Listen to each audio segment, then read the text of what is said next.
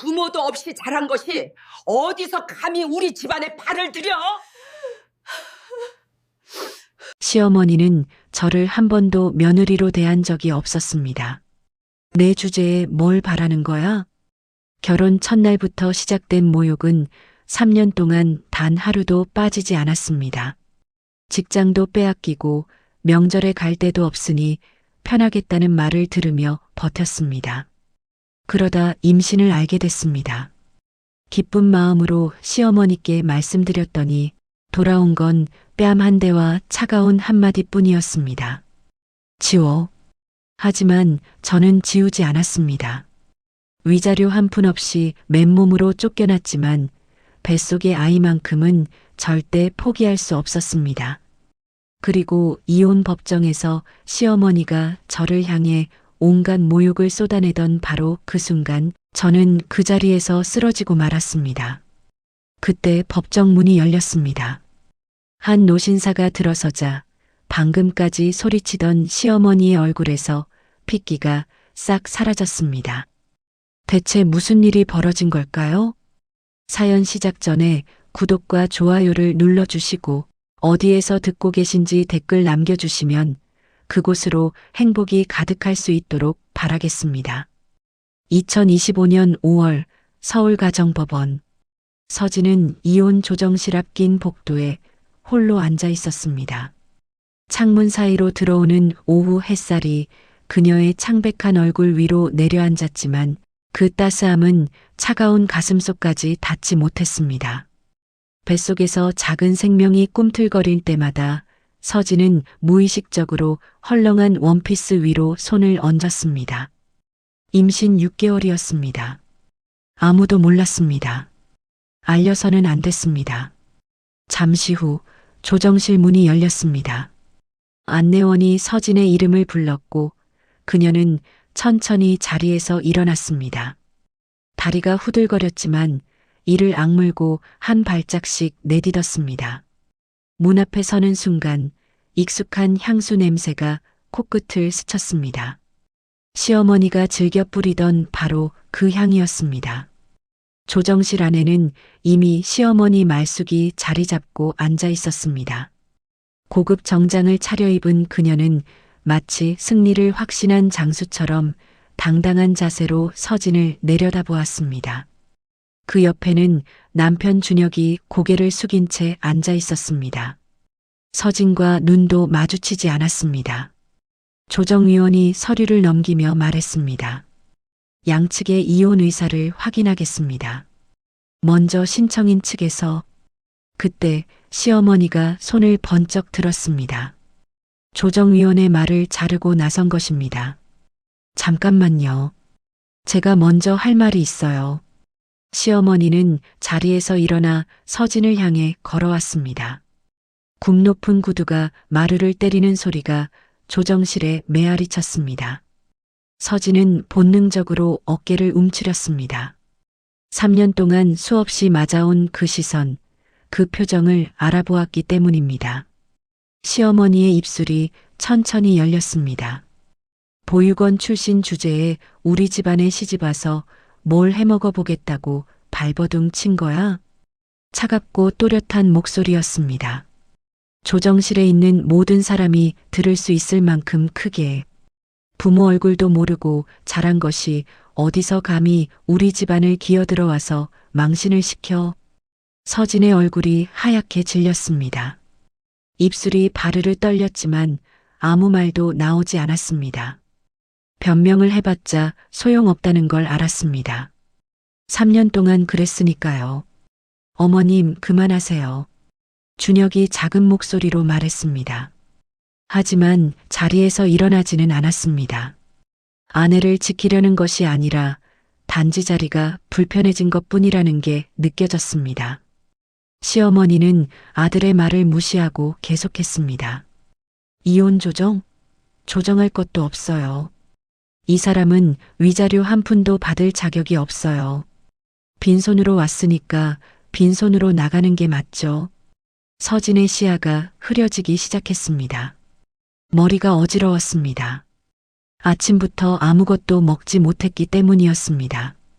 아니, 요 며칠간 제대로 된 식사를 한 기억이 없었습니다. 조정위원님, 서진은 마지막 힘을 짜내어 입을 열었습니다. 목소리가 갈라졌습니다. 저는 위자료를 원하지 않습니다. 다만 뱃속 아이만은 지키고 싶었습니다. 하지만 그 말을 끝내기도 전에 서진의 몸이 앞으로 기울어졌습니다. 눈앞이 캄캄해지면서 바닥이 빠르게 다가왔습니다. 쾅! 서진이 쓰러지는 소리에 조정실이 술렁였습니다. 준혁이 황급히 달려왔고 조정위원이 자리에서 벌떡 일어났습니다. 하지만 시어머니는 꿈쩍도 하지 않았습니다. 오히려 한심하다는 듯 코웃음을 쳤습니다. 연기도 참, 바로 그 순간이었습니다. 꽝! 조정실 문이 세차게 열렸습니다. 모든 시선이 문 쪽으로 쏠렸습니다. 그리고 한 남자가 성큼성큼 걸어 들어왔습니다. 백발의 노신사였습니다. 검은색 맞춤 정장에 은빛 넥타이를 맨 그는 80이 넘은 나이에도 등이 고닫습니다. 무엇보다 그의 눈빛이 범상치 않았습니다. 차갑고 날카로운 오랜 세월 수많은 사람을 굴복시켜온 사람의 눈이었습니다. 노신사의 뒤로 검은 정장을 입은 남자 4~5명이 줄지어 들어왔습니다. 마치 한 편의 영화처럼 비현실적인 광경이었습니다. 노신사는 바닥에 쓰러진 서진을 내려다보았습니다. 그의 눈가가 미세하게 떨렸습니다. 하지만 곧 고개를 돌려 시어머니를 바라보았습니다. 당신이 강말숙이요? 낮고 무거운 목소리였습니다. 시어머니는 갑작스러운 상황에 당황하면서도 반사적으로 고개를 끄덕였습니다. 네, 그런데 당신은 시어머니의 말이 중간에서 뚝 끊겼습니다. 노신사의 얼굴을 자세히 보는 순간 그녀의 표정이 싸늘하게 굳었습니다. 얼굴빛이 새하얗게 질렸습니다. 윤 회장님? 그녀의 목소리가 떨렸습니다. 아까까지의 오만함은 온데간데 없이 사라지고 그 자리에는 공포만이 남았습니다. 노신사, 아니, 윤태영 회장은 천천히 시어머니에게 다가갔습니다. 한 걸음, 또 한 걸음. 시어머니는 무의식적으로 뒷걸음질 쳤습니다. 윤태영이 입을 열었습니다. 내 손녀딸한테 방금 뭐라 했소? 그 한마디에 조정실 안의 공기가 얼어붙었습니다. 손녀딸이라고요? 준혁의 눈이 휘둥그레졌습니다. 시어머니는 믿을 수 없다는 표정으로 입을 벌렸다 닫았다를 반복했습니다. 조정위원조차 숨을 죽였습니다. 아무도 이해하지 못했습니다. 보육원에서 자란 서진이 왜 국내 10대 그룹 태영그룹 명예회장의 손녀란 말입니까? 그러나 윤태영은 더 이상 아무 말도 하지 않았습니다. 다만 바닥에 쓰러진 서진에게로 다가가 조심스럽게 무릎을 꿇었습니다. 마치 깨지기 쉬운 보물을 대하듯 조심스럽게. 서진아. 노인의 목소리가 갈라졌습니다. 할아버지가 왔다. 이제 괜찮아. 서진은 흐릿한 의식 속에서 그 목소리를 들었습니다. 낯선 하지만 이상하게 따뜻한 목소리였습니다. 눈을 떠보려 했지만 눈꺼풀이 너무 무거웠습니다. 할아버지라고요? 나한테 가족이 있었던 건가요? 그 생각을 마지막으로 서진의 의식은 다시 깊은 어둠 속으로 가라앉았습니다. 3년 전 2022년 3월 서진은 대학병원 응급실에서 야간 근무를 하고 있었습니다. 새벽 2시 형광등 불빛 아래서 그녀는 세 번째 커피를 마시며 간신히 눈을 뜨고 있었습니다.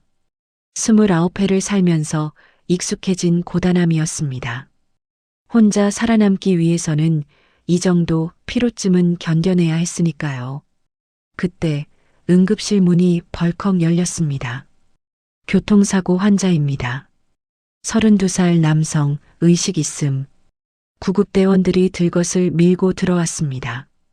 서진은 재빨리 커피잔을 내려놓고 달려갔습니다.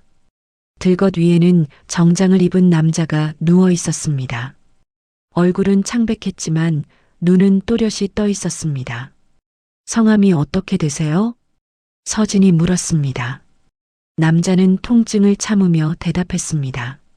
최준혁이요. 어디가 제일 아프세요? 왼쪽 다리하고 갈비뼈 쪽이요. 서진은 능숙하게 환자의 상태를 체크했습니다. 다행히 생명에는 지장이 없어 보였습니다. 왼쪽 다리 골절과 갈비뼈, 금이 간 정도였습니다. 서진은 의사에게 보고한 뒤 환자 옆에 서서 링거를 연결했습니다. 많이 아프시죠? 조금만 참으세요. 서진의 목소리는 차분하고 따뜻했습니다. 준혁은 고통 속에서도 그 목소리에 귀를 기울였습니다. 처음 보는 간호사였습니다. 화장기 없는 얼굴에 피곤한 기색이 역력했지만 눈빛만큼은 맑고 단단했습니다. 간호사님 성함이 윤서진이에요. 편하게 부르세요. 그날 밤 준혁은 서진의 이름을 마음속에 새겼습니다. 입원 기간은 3주였습니다. 준혁의 병실은 서진이 담당하는 구역이었고 매일 아침 저녁으로 그녀의 얼굴을 볼 수 있었습니다. 처음에는 그저 고마운 간호사였습니다. 하지만 시간이 지날수록 준혁은 서진에게서 눈을 뗄 수 없게 되었습니다. 서진은 어떤 환자에게나 친절했지만 결코 선을 넘지 않았습니다. 준혁이 농담을 건네도 미소만 짓고 넘어갔고 개인적인 질문에는 능숙하게 화제를 돌렸습니다. 그 단단한 벽이 오히려 준혁의 호기심을 자극했습니다. 퇴원하는 날 준혁은 용기를 냈습니다. 서진 씨, 밥 한번 같이 할 수 있을까요? 서진은 잠시 멈칫했습니다. 환자에게 이런 제안을 받은 적이 없지는 않았습니다. 하지만 매번 정중하게 거절해 왔습니다. 병원에서 만난 인연은 거기까지라고 생각했으니까요. 죄송해요. 환자분이랑 개인적으로 만나는 건 지금은 퇴원했으니까 환자 아니에요. 준혁이 웃으며 말했습니다. 서진은 잠시 그를 바라보았습니다. 3주 동안 지켜본 이 남자는 나쁜 사람 같지 않았습니다. 아팠을 때도 짜증 한 번 내지 않았고 청소 아주머니에게도 늘 인사를 건넸습니다. 하지만 서진은 고개를 저었습니다. 죄송해요. 다음에 기회가 되면요. 그렇게 거절했지만 준혁은 포기하지 않았습니다. 일주일 후 병원 앞에서 꽃다발을 들고 서 있는 그를 발견했을 때 서진은 깜짝 놀랐습니다. 이게 뭐예요? 밥은 안 된다고 하셨으니까 커피는 어떨까 해서요. 준혁 씨, 한 잔만요. 딱 한 잔만 마시고 싫으시면 다시는 안 나타날게요. 서진은 한숨을 쉬었습니다. 이 정도 정성이면 커피 한 잔쯤은 괜찮을 것 같았습니다. 그 커피 한 잔이 2잔이 되고 2잔이 저녁 식사가 되었습니다. 준혁은 6개월 동안 꾸준히 서진을 찾아왔습니다. 비가 오는 날이면 우산을 들고 병원 앞에서 기다렸고 야근하는 날이면 따뜻한 도시락을 가져왔습니다. 서진의 마음이 조금씩 열리기 시작했습니다. 하지만 서진에게는 늘 마음에 걸리는 것이 하나 있었습니다. 준혁이 자신의 과거를 알게 되면 어떻게 될까 하는 두려움이었습니다. 어느 날 저녁 둘은 한강공원을 걷고 있었습니다. 가을바람이 선선하게 불어왔습니다. 준혁이 먼저 입을 열었습니다. 서진 씨, 부모님은 어떤 분이세요? 한 번도 말씀 안 하셔서 궁금했어요. 서진의 발걸음이 멈췄습니다. 이 순간이 올 줄 알았습니다. 피할 수 없다면 차라리 솔직해지는 게 나았습니다.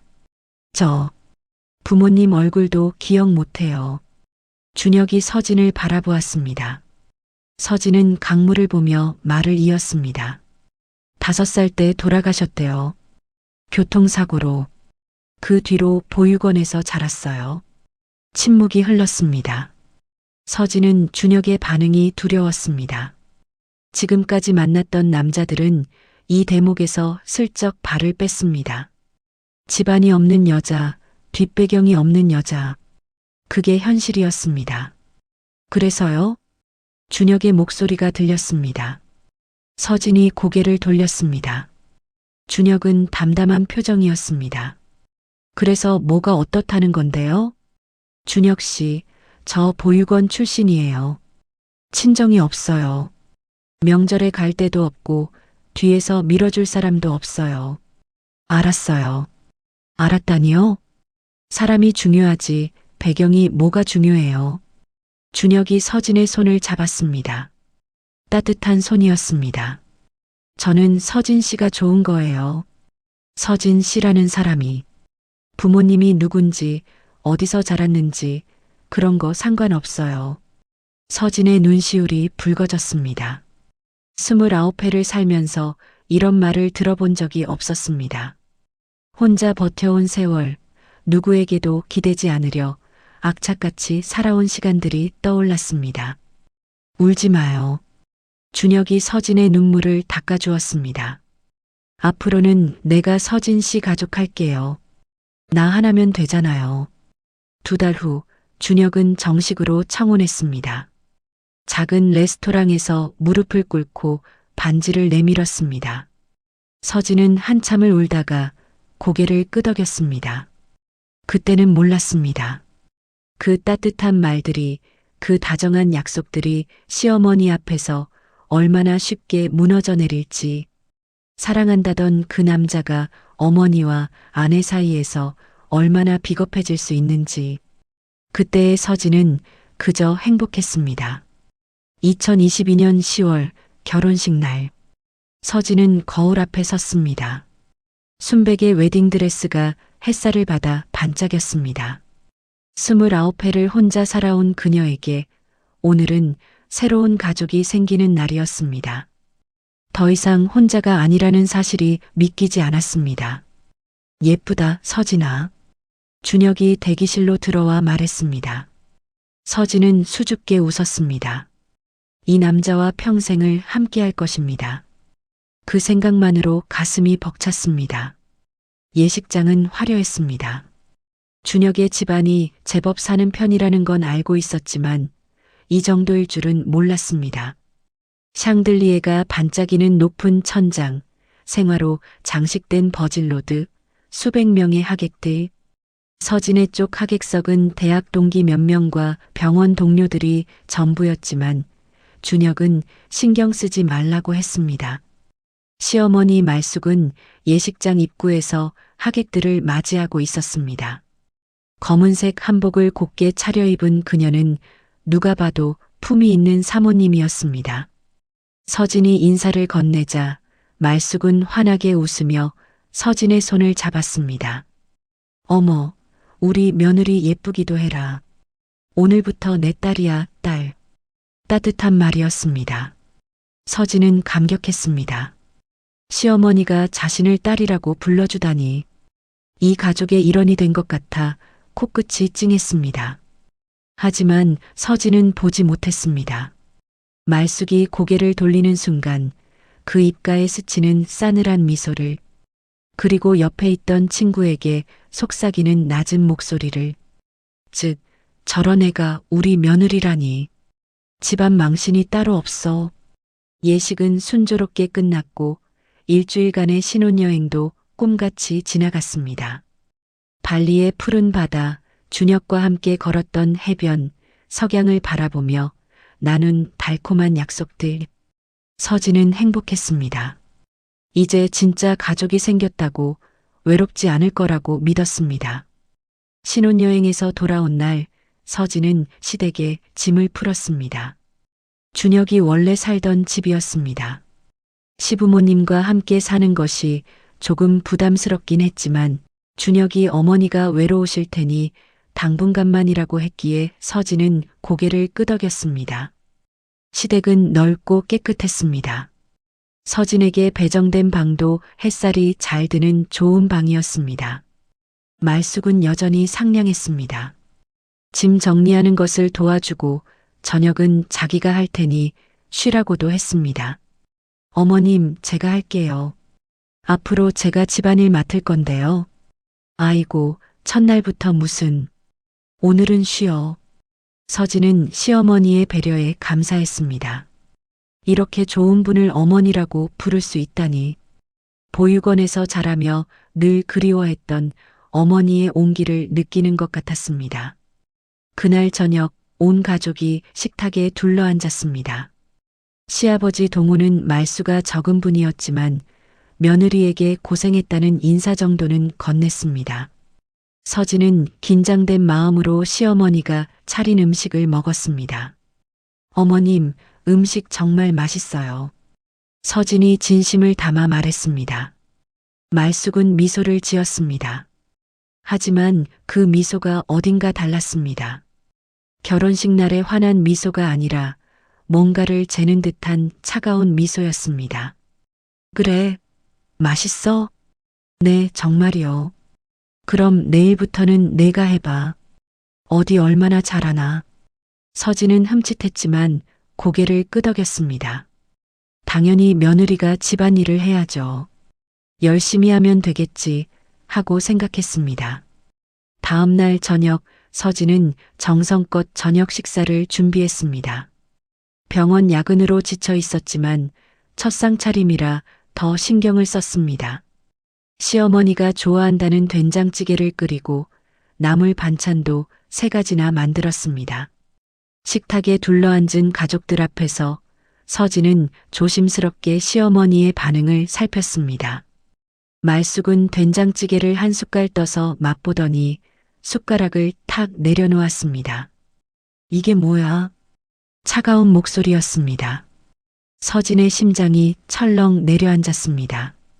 네, 어머님 뭐가? 국이 왜 이렇게 짜? 보육원에서 뭘 배운 거야, 대체? 그 한마디에 서진은 숨이 막혔습니다. 보육원. 시어머니의 입에서 그 단어가 나올 줄은 몰랐습니다. 그것도 이렇게 비아냥거리는 투로. 죄송해요, 어머님. 다시 끓일게요. 서진이 후다닥 일어나려는데 말숙이 손을 내저었습니다. 됐어. 입맛 떨어져서 못 먹겠다. 말숙은 자리에서 일어나 방으로 들어가 버렸습니다. 식탁에는 어색한 침묵만 남았습니다. 시아버지는 아무 말 없이 밥만 먹었고 서진은 눈물이 날 것 같은 걸 꾹 참았습니다. 그날 밤 서진은 준혁에게 조심스럽게 말을 꺼냈습니다. 여보, 오늘 어머님이 보육원 얘기를 하시더라. 준혁은 옷을 갈아입다 말고 돌아보았습니다. 뭐라고 하셨는데? 국이 짜다고 하시면서 보육원에서 뭘 배웠냐고. 아, 그거? 준혁은 대수롭지 않다는 듯 웃었습니다. 우리 어머니가 원래 좀 까다로우셔. 입이 높으신 분이라서 그래. 너무 신경 쓰지 마. 맞춰드리다 보면 괜찮아지실 거야. 맞춰드리라고요? 서진은 할 말을 잃었습니다. 남편이 자기 편을 들어주길 바란 건 아니었습니다. 다만 그런 말씀은 좀 심하셨네 정도의 위로는 기대했습니다. 그런데 준혁은 마치 시어머니 말이 당연하다는 듯 넘어갔습니다. 그날 밤 서진은 잠들지 못했습니다. 결혼식 날 시어머니가 잡아주던 따뜻한 손, 내 딸이라던 다정한 목소리가 떠올랐습니다. 그게 전부 거짓이었던 걸까요? 아니면 자신이 뭔가 잘못한 걸까요? 창밖으로 차가운 가을달이 떠 있었습니다. 서진은 무릎을 끌어안고 혼자 중얼거렸습니다. 괜찮아. 노력하면 되겠지. 잘할 수 있어. 그때는 몰랐습니다. 이게 시작에 불과하다는 것을, 앞으로 3년 동안 자신을 기다리고 있는 것이 무엇인지. 결혼 1년 차 2023년. 서진은 이제 시어머니의 진짜 얼굴을 알게 되었습니다. 결혼식 날 내 딸이라며 손을 잡아주던 그 따뜻함은 완전한 거짓이었습니다.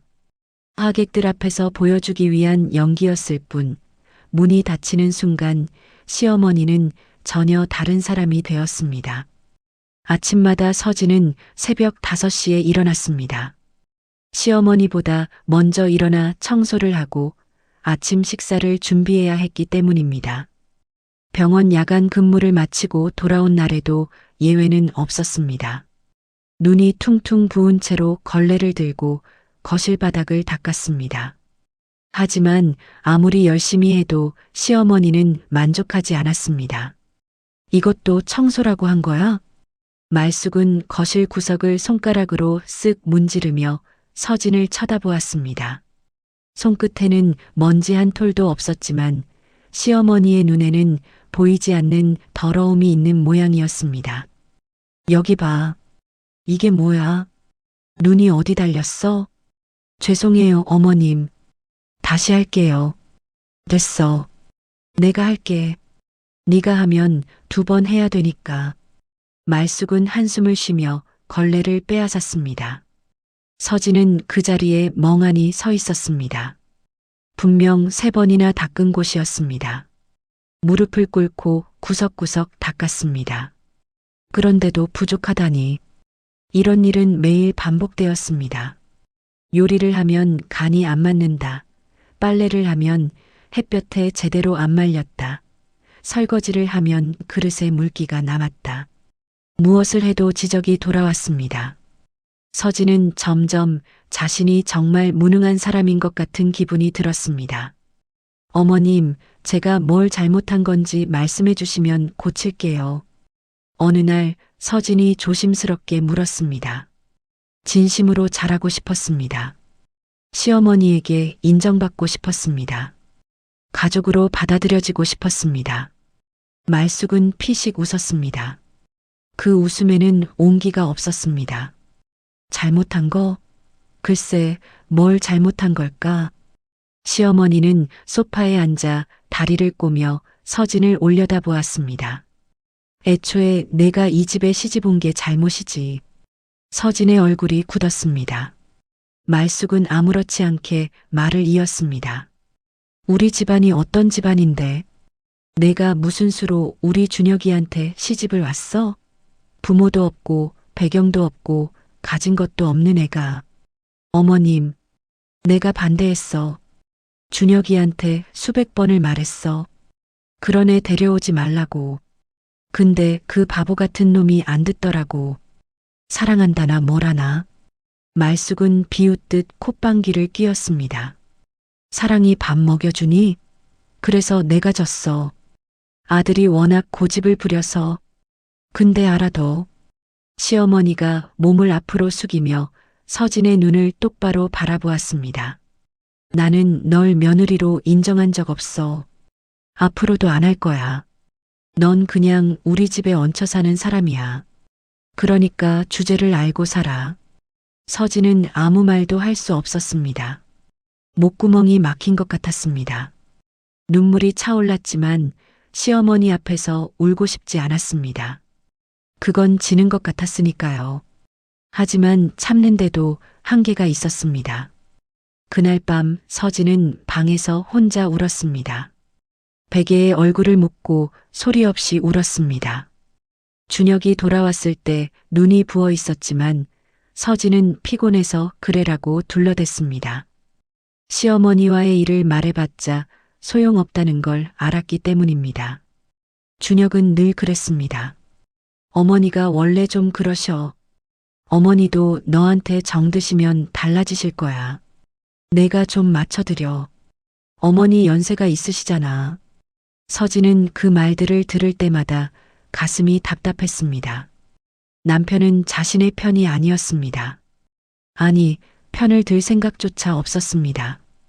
준혁에게 어머니는 절대적인 존재였고 어머니의 말은 곧 진리였습니다.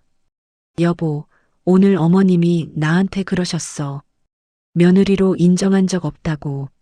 서진이 용기를 내어 말한 적이 있었습니다. 준혁은 잠시 멈칫하더니 한숨을 쉬었습니다. 에이, 설마 진심으로 그러셨겠어. 어머니가 말씀이 좀 거친 편이긴 하지. 거친 게 아니야. 진심이었어. 눈빛을 봤어. 서진아. 준혁이 서진의 어깨를 잡았습니다. 위로하려는 손길인 줄 알았습니다. 하지만 그 다음 말은 위로가 아니었습니다. 어머니가 뭐라고 하시든 내가 사랑하잖아. 그걸로 된 거 아니야? 어머니는 그냥 적당히 넘기고 우리끼리 잘 살면 되는 거잖아. 적당히 넘기라고요? 서진은 남편의 얼굴을 바라보았습니다. 진심이었습니다. 준혁은 정말로 그렇게 생각하고 있었습니다. 아내가 매일 모욕당하는 것을 적당히 넘기면 되는 일이라고 생각하고 있었습니다. 그날 서진은 깨달았습니다.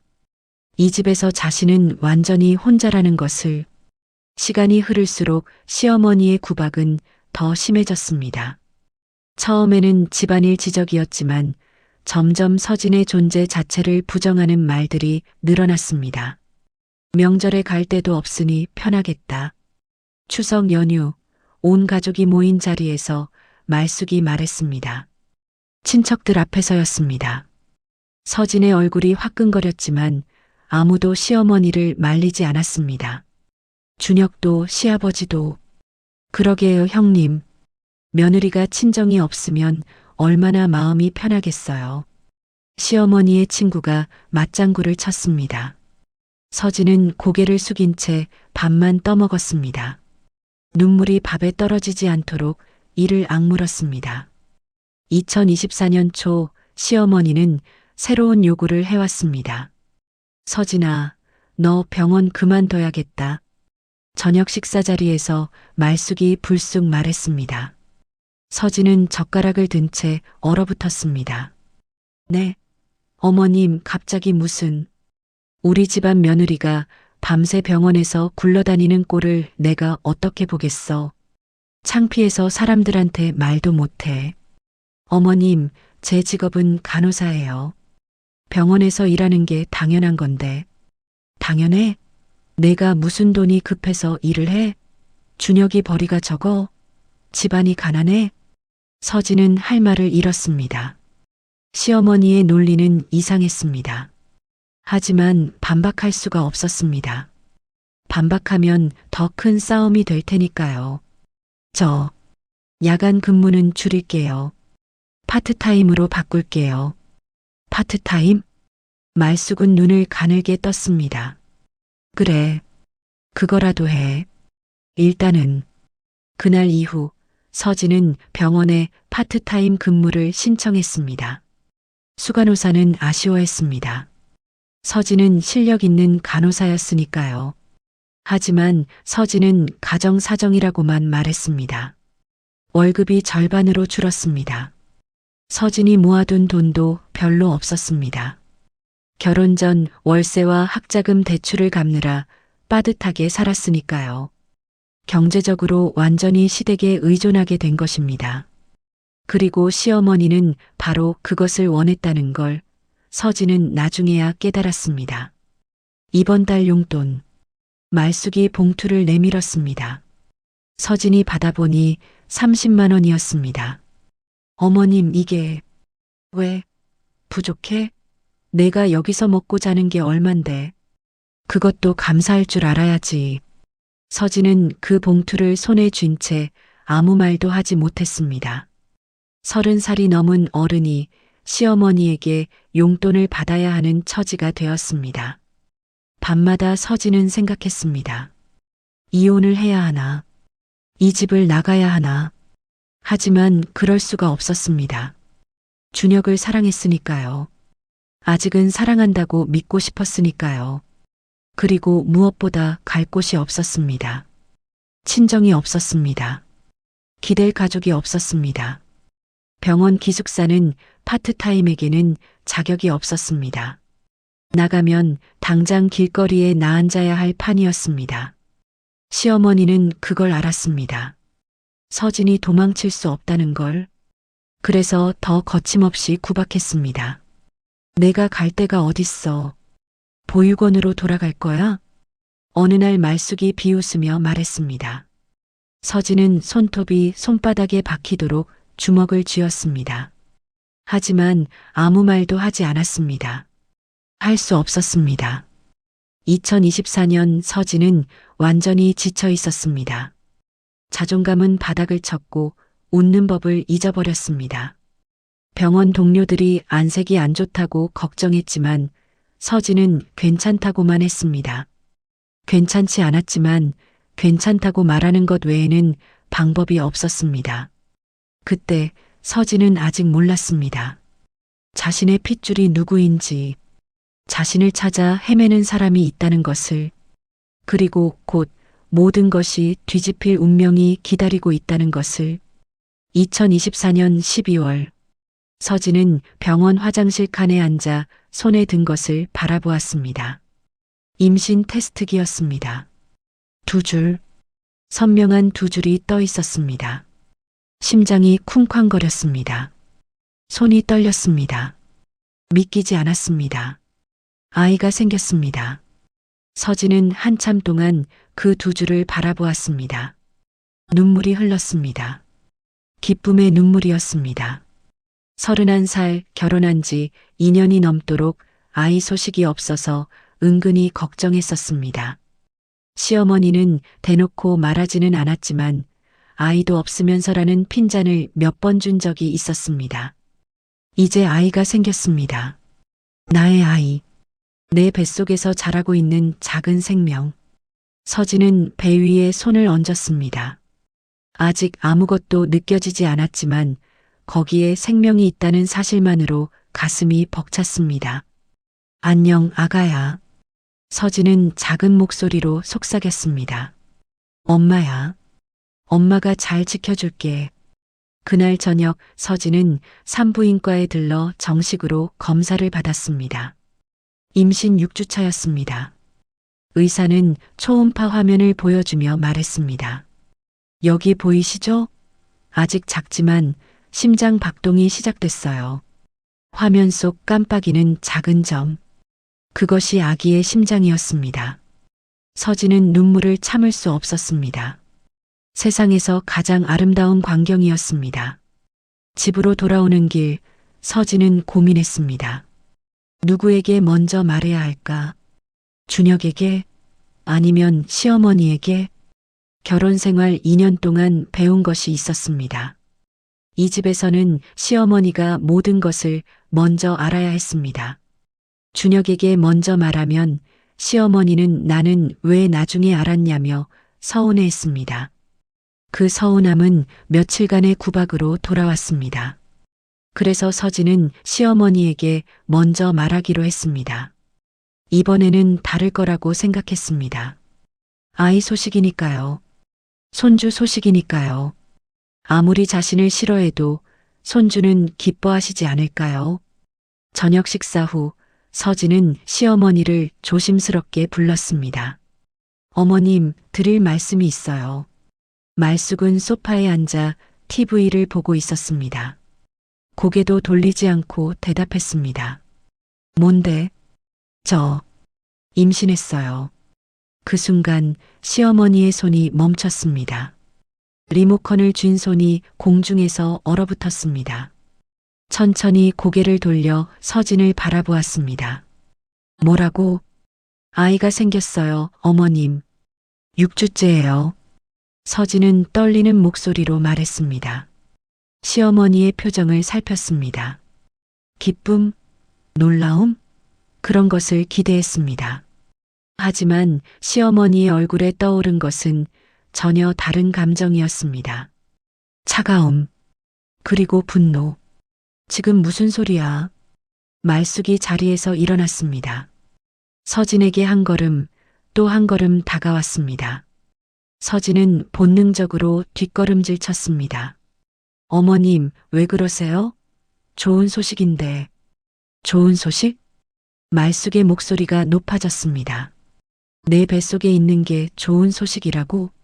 서진의 얼굴이 창백해졌습니다. 예상하지 못한 반응이었습니다. 아무리 시어머니가 자신을 싫어해도 손주 소식에 이런 반응을 보일 줄은 몰랐습니다. 어머님, 이건 준혁 씨 아이예요. 어머님 손주예요. 손주? 내 손주? 말숙은 비웃었습니다. 입꼬리가 비틀어졌습니다. 내 핏줄이 섞인 게 어떻게 내 손주야? 부모가 누군지도 모르는 애 피가 우리 집안에 섞인다고? 서진은 숨이 막혔습니다. 시어머니가 자신을 싫어하는 건 알았습니다. 하지만 이 정도일 줄은 몰랐습니다. 태어나지도 않은 아이까지 부정하다니. 어머님, 그런 말씀은. 없애. 차갑고 단호한 한마디였습니다. 서진은 귀를 의심했습니다. 네? 못 들었어? 없애라고. 그 애 낳으면 안 돼. 어머님. 서진의 목소리가 높아졌습니다. 처음이었습니다. 시어머니에게 목소리를 높인 것은 이건 제 아이예요. 준혁 씨 아이예요. 어떻게 그런 말씀을. 닥쳐. 말숙의 눈이 번쩍였습니다. 내가 무슨 자격으로 나한테 대들어? 내 주제에? 주제요? 제가 무슨 잘못을 했는데요? 아이가 생긴 게 잘못이에요? 서진은 더 이상 참을 수 없었습니다. 2년 동안 꾹꾹 눌러왔던 감정이 터져나왔습니다. 저도 사람이에요, 어머님. 보육원에서 자랐다고 사람이 아닌 게 아니에요. 제 아이도 사람이에요. 어떻게 태어나지도 않은 아이한테 그런 말을 하실 수 있어요? 순간 시어머니의 손이 번개처럼 날아왔습니다. 퍽! 뺨을 맞았습니다. 서진은 비틀거리며 벽에 부딪혔습니다. 뺨이 화끈거렸습니다. 하지만 그보다 가슴이 더 아팠습니다. 감히 어디서 말대답이야. 말숙의 목소리는 차갑게 가라앉아 있었습니다. 내가 분명히 말했지? 넌 이 집에 얹혀 사는 사람이라고. 얹혀 사는 주제에 뭘 바라는 거야? 애까지 낳아서 발을 더 단단히 붙이려고? 서진은 뺨을 감싼 채 시어머니를 바라보았습니다. 눈물이 흘렀습니다. 하지만 굴복의 눈물이 아니었습니다. 안 없앨 거예요. 서진의 목소리는 떨렸지만 단단했습니다. 이 아이는 제가 지킬 거예요. 누가 뭐라 해도. 시어머니의 눈이 가늘어졌습니다. 그래, 그럼 두고 보자. 준혁이가 뭐라 하는지. 말숙은 서진을 한번 훑어보더니 방으로 들어가 버렸습니다. 서진은 그 자리에 주저앉았습니다. 온몸에 힘이 빠졌습니다. 그날 밤 서진은 준혁을 기다렸습니다. 회식이 있다고 했습니다. 자정이 넘어서야 준혁이 돌아왔습니다. 술 냄새가 났습니다. 여보, 할 말이 있어. 응? 뭔데? 나 피곤해. 내일 하자. 아니, 지금 해야 해. 중요한 거야. 준혁은 귀찮다는 듯 소파에 털썩 앉았습니다. 서진은 심호흡을 하고 입을 열었습니다. 나 임신했어. 준혁의 눈이 커졌습니다. 술 기운이 조금 가시는 것 같았습니다.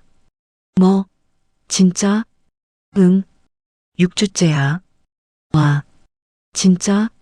준혁의 얼굴에 미소가 번졌습니다. 서진의 가슴에 희망이 피어올랐습니다. 남편은 기뻐하고 있었습니다. 대박. 나 아빠 되는 거야? 응. 야, 이거 완전 좋은 소식이잖아. 어머니한테 말씀드렸어? 서진의 표정이 어두워졌습니다. 응. 말씀드렸어. 뭐라고 하셨어? 좋아하셨지? 서진은 입술을 깨물었습니다. 어떻게 말해야 할지 몰랐습니다. 어머님이 없애래. 뭐? 준혁의 미소가 사라졌습니다. 없애라니? 무슨 소리야? 내 핏줄이 섞인 애는 손주로 인정 못한다고. 낳지 말래. 서진의 눈에서 눈물이 흘렀습니다. 뺨을 맞은 것은 차마 말하지 못했습니다. 준혁은 한참 동안 아무 말이 없었습니다. 그러더니 한숨을 쉬었습니다. 어머니가 좀 충격을 받으셨나 보네. 충격이요? 갑자기 들으시니까 그러셨겠지. 며칠 지나면 괜찮아지실 거야. 여보, 어머님이 없애래. 우리 아이를. 알아. 알아. 근데 진짜로 그러시겠어? 손주인데. 시간이 지나면 마음이 바뀌실 거야. 서진은 남편을 바라보았습니다. 또다시 어머니 편이었습니다. 아내가 무슨 말을 해도 결국 어머니가 그러실 리 없다로 돌아왔습니다. 그날 밤 서진은 결심했습니다. 아무에게도 기대지 않겠다고. 이 아이는 자신이 혼자 지키겠다고. 다음 날부터 서진은 헐렁한 옷만 입었습니다. 배가 나오기 시작하면 들킬 테니까요. 시어머니 눈에 띄지 않게 아이를 숨겨야 했습니다. 입덧이 심했지만 시어머니 앞에서는 꾹 참았습니다. 화장실에 가서 몰래 토하고 아무 일 없는 척 나왔습니다. 밥맛이 없었지만 의심받지 않으려고 억지로 먹었습니다. 매일 밤 서진은 배를 쓰다듬으며 속삭였습니다. 미안해, 아가야. 엄마가 지금은 너를 숨겨야 해. 하지만 꼭 지켜줄게. 무슨 일이 있어도. 작은 생명은 서진의 뱃속에서 조용히 자라고 있었습니다. 그리고 서진은 몰랐습니다. 바로 그 무렵 누군가가 자신을 찾고 있다는 것을. 27년 동안 손녀를 찾아 헤매던 한 노인이 마침내 서진을 발견했다는 것을. 2024년 9월 서진이 임신 사실을 알게 되기 석 달 전 한 노인이 대학병원을 찾았습니다. 윤태영, 81살. 국내 10대 그룹 태영그룹의 명예회장이었습니다. 은퇴한 지 10년이 넘었지만 재계에서 그의 이름을 모르는 사람은 없었습니다. 맨손으로 사업을 일으켜 거대 기업을 만든 입지전적 인물. 하지만 그에게는 평생 풀지 못한 한이 하나 있었습니다. 39년 전 딸을 잃은 것이었습니다. 정확히 말하면 스스로 내쫓은 것이었습니다. 1986년 23이던 딸 윤미정은 아버지에게 선언했습니다. 가난한 청년과 결혼하겠다고.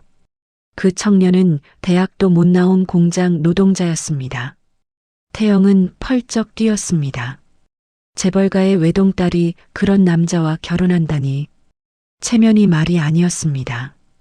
그 남자와 결혼하면 넌 내 딸이 아니다. 태영은 으름장을 놓았습니다. 딸이 포기할 줄 알았습니다. 하지만 미정은 고개를 저었습니다. 아버지, 저는 그 사람을 사랑해요. 돈이 없어도 괜찮아요. 사랑? 사랑이 밥 먹여주니? 넌 세상 물정을 몰라서 그래. 몰라도 괜찮아요. 그 사람과 함께면 배워갈 수 있어요. 태영은 분노했습니다. 딸의 완고함에, 그리고 자신의 말을 듣지 않는다는 사실에. 좋다. 그럼 나가. 다시는 이 집 문턱을 넘지 마라. 그것이 마지막이었습니다. 딸은 정말로 집을 나갔습니다. 태영은 딸이 며칠 안에 돌아올 줄 알았습니다. 세상이 얼마나 험한지 깨닫고 울면서 돌아올 줄 알았습니다. 하지만 미정은 돌아오지 않았습니다. 1년이 지나고 2년이 지났습니다. 태영은 자존심 때문에 먼저 연락하지 않았습니다. 딸도 연락이 없었습니다. 세월이 흐르면서 태영은 조금씩 후회하기 시작했습니다. 그래도 내 딸인데 한 번쯤은 연락해 볼까? 하지만 번번이 자존심이 발목을 잡았습니다. 그러다 2000년 태영은 충격적인 소식을 들었습니다. 딸이 죽었다는 것이었습니다. 2년 전에 교통사고로. 태영은 무너졌습니다. 딸이 죽은 지 2년이나 지나서야 알게 되었습니다. 의절했으니 아무도 알려주지 않았던 것입니다. 사위도 같은 사고로 세상을 떠났다고 했습니다. 그리고 한 가지 더. 딸에게 아이가 있었다는 것이었습니다. 손녀가. 사고 당시 5살이었던 아이는 보육원으로 보내졌다고 했습니다. 태영은 당장 손녀를 찾으려 했습니다. 하지만 쉽지 않았습니다. 딸 부부가 살던 곳, 아이가 간 보육원, 모든 기록이 뒤죽박죽이었습니다. 가난하게 살았던 딸 부부는 이사를 여러 번 다녔고 제대로 된 서류도 남기지 않았습니다. 게다가 결정적인 문제가 있었습니다. 아이의 성이 바뀌어 있었던 것입니다.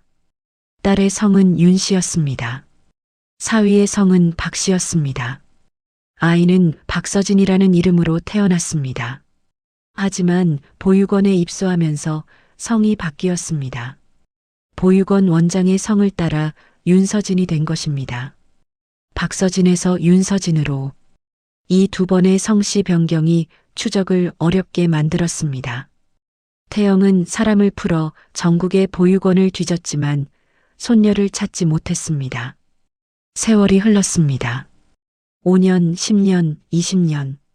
태영은 포기하지 않았습니다. 매년 수억 원의 돈을 들여 손녀를 찾았습니다. 나이가 들수록 후회는 깊어졌습니다. 딸에게 왜 그랬을까? 왜 그렇게 완고했을까? 사랑하는 사람과 결혼하겠다는 게 그렇게 큰 잘못이었을까? 내가 그때 용서했으면 미정이가 그렇게 가난하게 살지 않았을 텐데. 태영은 밤마다 중얼거렸습니다. 내가 도와줬으면 그 낡은 차를 타고 다니지 않았을 텐데. 그 사고도 안 났을 텐데. 모든 것이 자신의 잘못 같았습니다. 딸의 죽음도 손녀가 보육원에서 자라게 된 것도 2024년 9월 그날도 태영은 정기 검진을 위해 대학병원을 찾았습니다. 10년째 다니는 병원이었습니다. VIP 병동에서 검사를 받고 담당 의사와 상담을 마쳤습니다. 병원을 나서려는데 비서실장 이정민이 말했습니다. 회장님, 화장실 좀 다녀오겠습니다.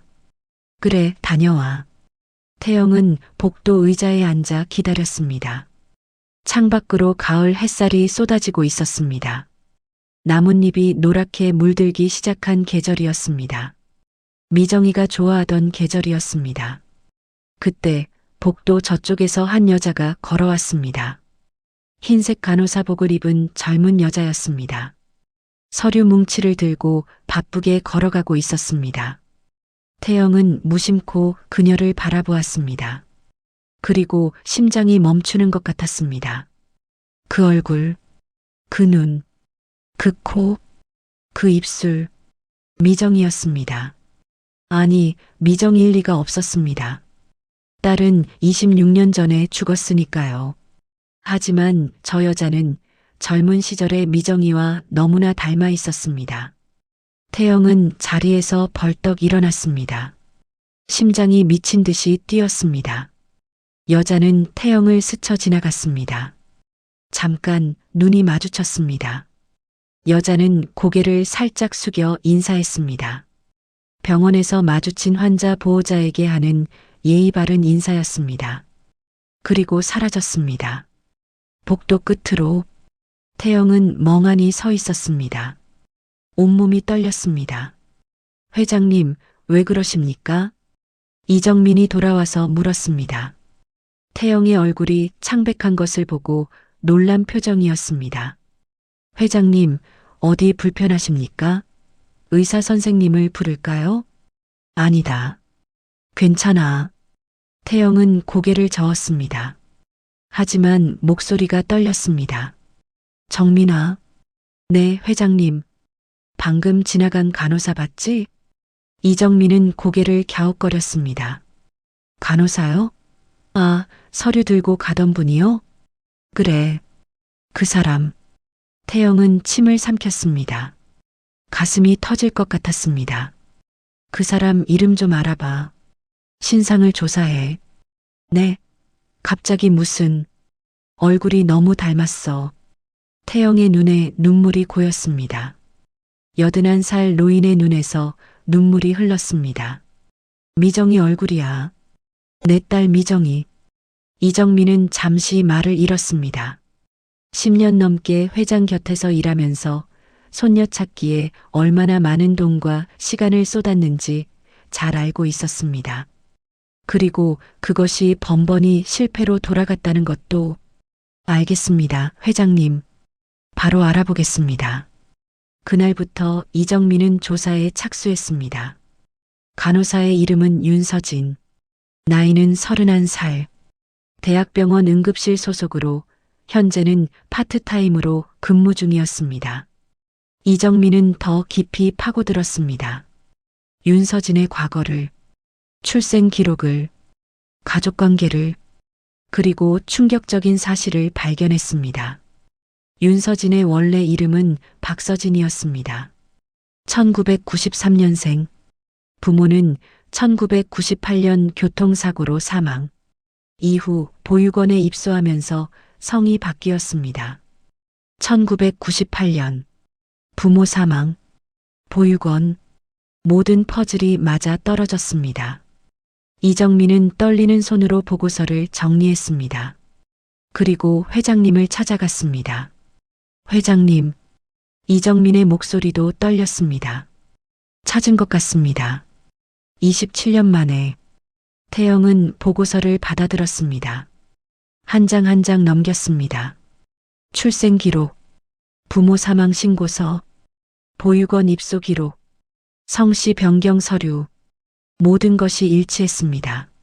이 여자가 윤서진이 자신의 손녀였습니다. 태영의 손이 떨렸습니다. 눈물이 보고서 위로 뚝뚝 떨어졌습니다. 27년이야. 27년을 찾았어. 회장님, 바로 만나보시겠습니까? 이정민이 조심스럽게 물었습니다. 하지만 태영은 고개를 저었습니다. 아니, 아직은. 네. 확실해질 때까지 접근하지 마. DNA 검사부터 해야 해. 만에 하나 아니면 그 아이한테 상처 줄 수 없어. 태영은 보고서에서 눈을 떼지 못했습니다. 서진의 사진을 바라보았습니다. 병원 직원증에 찍힌 작은 사진이었습니다. 미정아. 태영은 중얼거렸습니다. 우리 미정이 딸이구나. 우리 손녀구나. 그 사진 속 얼굴은 죽은 딸과 너무나 닮아 있었습니다.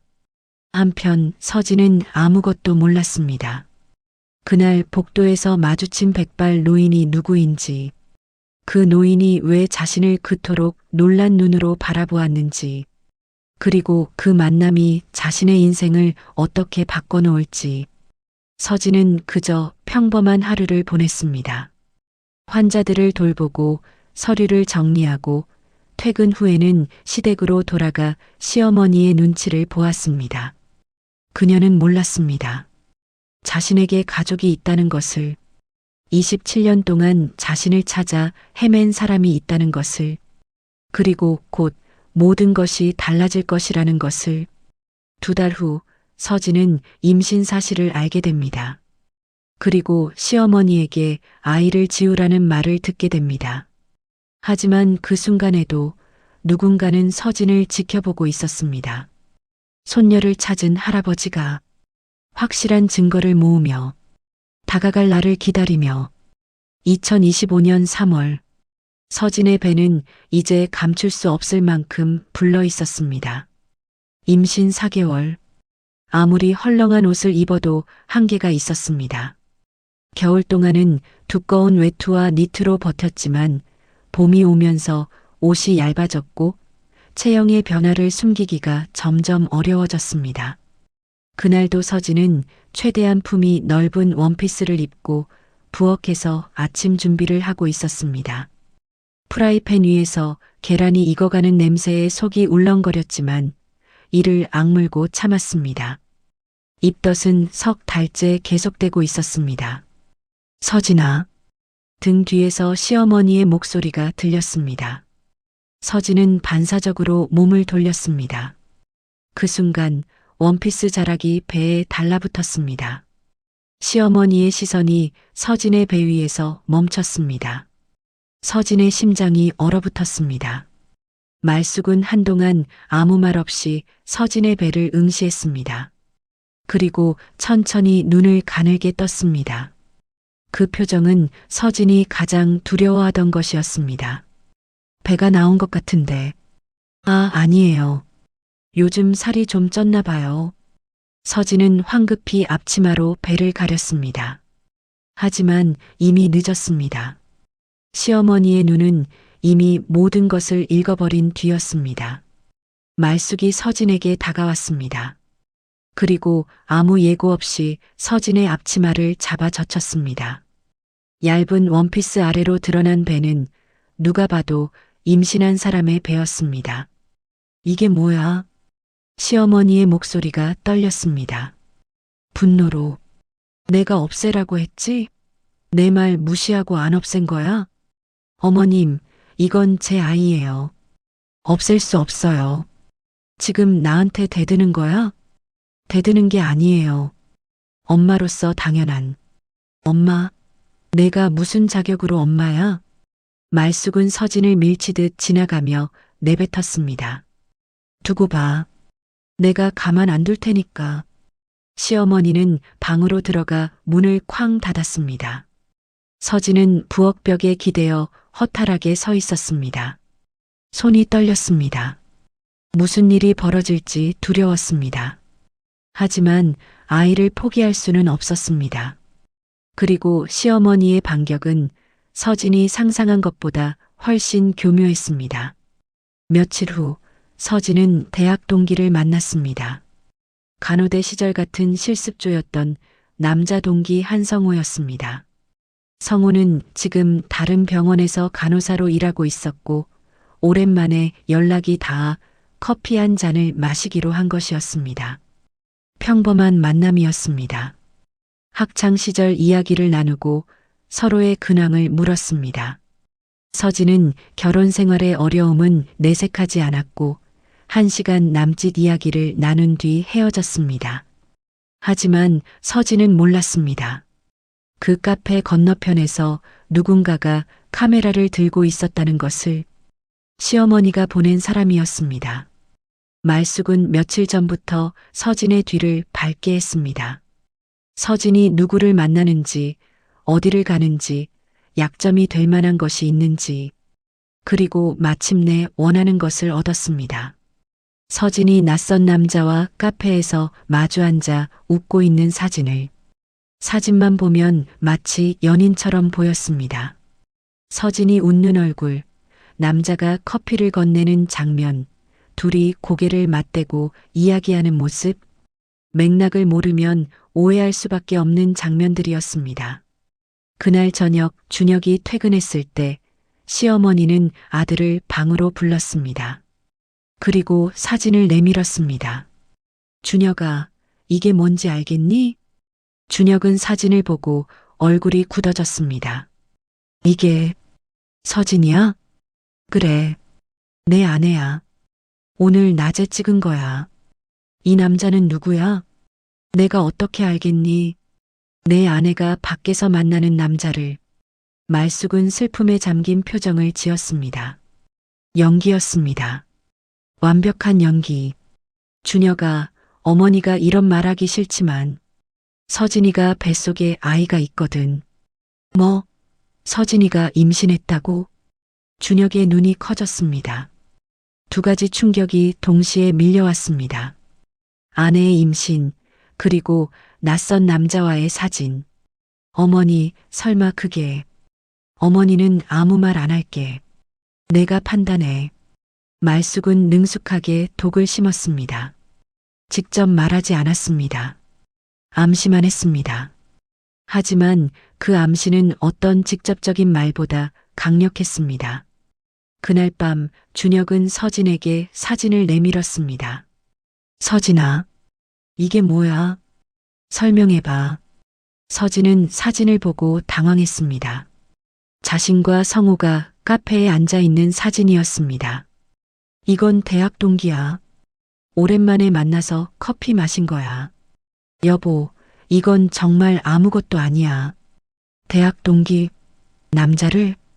같은 실습조였어. 학교 다닐 때부터 알던 사이야. 오해하지 마. 준혁의 표정은 굳어 있었습니다. 서진의 말이 들리지 않는 것 같았습니다. 어머니가 내가 임신했다고 하시더라. 왜 나한테 먼저 말 안 했어?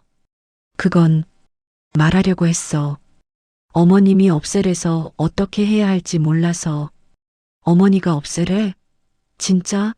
어머니가 왜 그래? 여보, 진짜야. 나는 이 아이를 지키고 싶어. 이건 우리 아이야. 우리 아이라는 걸 어떻게 믿어? 서진은 숨이 멈추는 것 같았습니다. 남편이 방금 무슨 말을 한 건지 3년을 함께 살아온 남편이 아내의 아이가 자기 아이인지 의심하고 있었습니다. 여보, 지금 나를 의심하는 거야? 어머니가 거짓말할 리 없잖아. 또 어머니, 결국 어머니. 서진은 더 이상 할 말이 없었습니다. 3년 동안 참고 견뎌온 모든 것이 의미 없게 느껴졌습니다. 사랑한다고 했던 남자는 사진 한 장에 아내를 의심했고 어머니의 말이라면 무조건 진실이라고 믿었습니다. 시간 좀 갖자. 준혁이 돌아서며 말했습니다. 서진은 그 뒷모습을 바라보며 눈물을 흘렸습니다. 시간을 갖자는 말이 이별의 시작이라는 걸 알았습니다. 다음 날 시어머니가 서진 앞에 서류를 내밀었습니다. 이혼 서류야. 서진은 서류를 내려다보았습니다. 협의이혼 의사확인 신청서. 이미 준혁의 서명이 되어 있었습니다. 위자료 같은 건 생각도 하지 마. 내 주제에 뭘 바라는 거야. 빈손으로 왔으니까 빈손으로 나가. 서진은 한참 동안 서류를 바라보았습니다. 글자가 흐려졌습니다. 눈물 때문이었습니다. 빈손으로 왔으니까 빈손으로 나가라. 맞았습니다. 서진에게는 아무것도 없었습니다. 친정도 재산도 자기 편도 3년 동안 이 집에 모든 것을 바쳤지만 남은 것은 아무것도 없었습니다. 아니, 하나 있었습니다. 뱃속의 아이. 서진은 눈물을 닦았습니다. 그리고 펜을 들었습니다. 서명할게요. 말숙의 눈이 번쩍였습니다. 예상보다 쉬웠다는 듯 서진은 서류에 이름을 적었습니다. 손이 떨렸지만 멈추지 않았습니다. 이 집에 더 있으면 아이가 위험했습니다. 자신이 무너지면 아이도 무너졌습니다. 차라리 나가는 게 나았습니다. 잘 생각했어. 짐 싸서 오늘 중으로 나가. 시어머니는 그 말을 남기고 돌아섰습니다. 등 뒤에서 서진이 소리 없이 우는 것 따위는 관심도 없었습니다. 서진은 작은 캐리어 하나에 짐을 쌌습니다. 넣을 것이 별로 없었습니다. 시댁에서 3년을 살았지만 자기 것이라고 할 수 있는 것은 옷 몇 벌과 간호사 자격증뿐이었습니다.